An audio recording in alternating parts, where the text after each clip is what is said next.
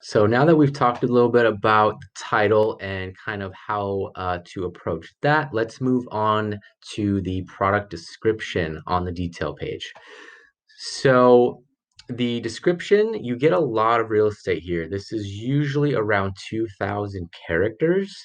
So you have a lot of room to really, write a lot of information about the product and to include a lot of those keywords that you didn't get to include yet in your bullet points and your title. Obviously, your more important keywords should have gone in your title and then in your bullet points, but now is the time to really try to hit the rest of those remaining keywords that you want to try to hit in your listing.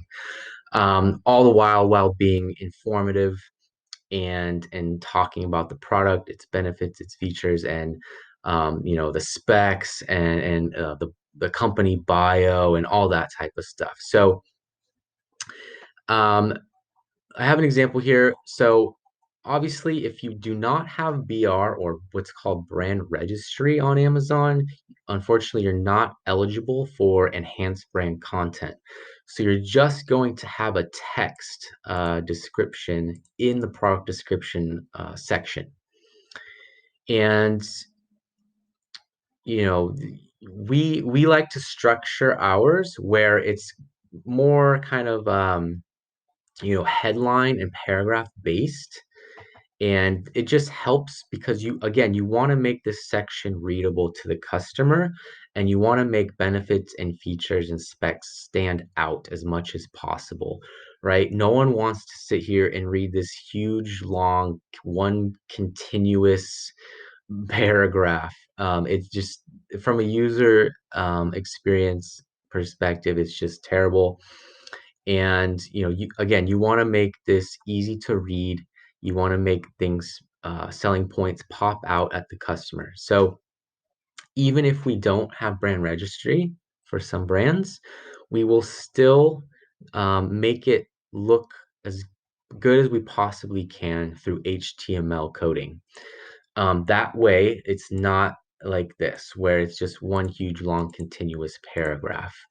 We will usually use, bold headings for the headlines, and we'll use, paragraph separation coding to, separate out the different selling points in the paragraphs and things like that, um, to really make the product description look as best as we possibly can. So that's usually the format we use for that. If we do have brand registry, then obviously we're going to take advantage of creating that enhanced brand content and putting that on the detail page. And if you're not familiar with that, it is basically a graphic representation option for the product description section, where you can post graphics, images, pictures, and text in this section here, which is awesome. It definitely helps with conversion. Way better from a user experience perspective. You see how things can stand out, and obviously the graphics make it way more engaging. You actually want to like read about what this product is, and all these selling points kind of pop out at you a lot better. So if we have the option to do this, obviously we certainly will. And you have different predetermined templates to choose from that Amazon gives you the option to choose from. So take a look in there in the A plus content section, and you will see different templates that you can utilize.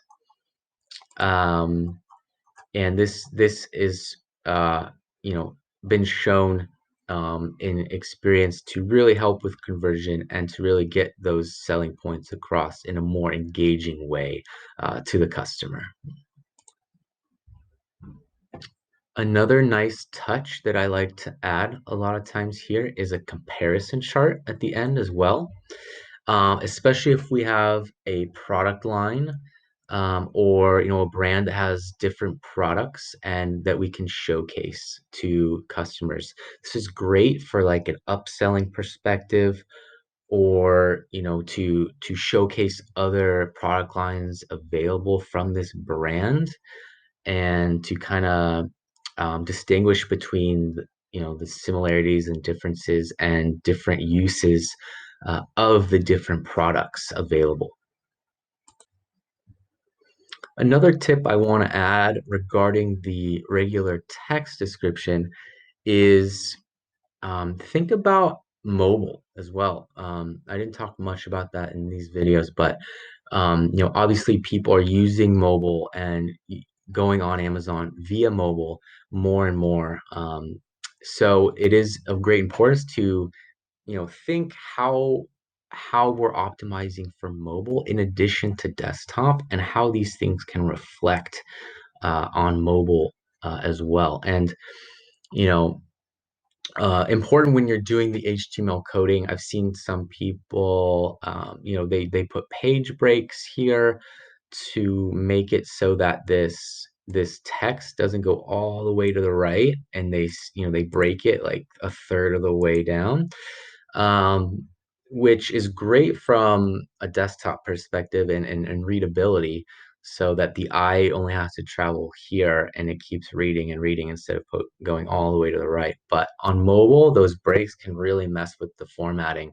So I would suggest to stay away from that as well, and pretty much just use your bolds, your paragraph separations, and I would lists and bullet point formatting are also can be helpful as far as readability and making benefits and features stand out in a regular text description.